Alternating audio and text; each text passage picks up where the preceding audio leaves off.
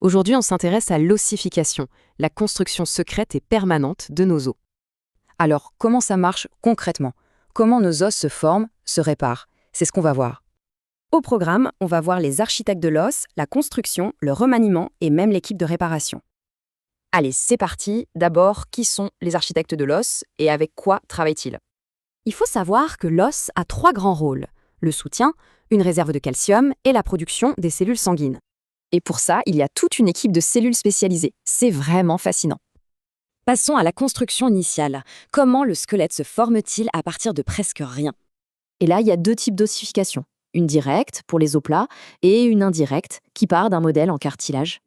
La croissance se fait en 2 temps, en longueur jusqu'à la puberté, et en épaisseur, toute la vie. Ok, maintenant, le squelette adulte. Ce n'est jamais fini, c'est un chantier permanent. Tout est une question d'équilibre, entre les cellules qui construisent et celles qui démolissent l'ancien tissu. Et tenez-vous bien, chaque année, c'est environ 10% de notre squelette qui est totalement renouvelé. Ce remaniement permanent permet aux os de s'adapter, de se réparer et de gérer les minéraux. Mais alors, que se passe-t-il en cas de fracture? Là, c'est l'équipe d'urgence qui débarque. La réparation se fait par étapes. Un kelmou se forme, puis il se transforme peu à peu en os bien solide. Très bien, mais qui gère tout ça? Parlons des facteurs qui influencent cette construction permanente. En gros, les hormones agissent comme des chefs de chantier. Ce sont elles qui donnent les ordres.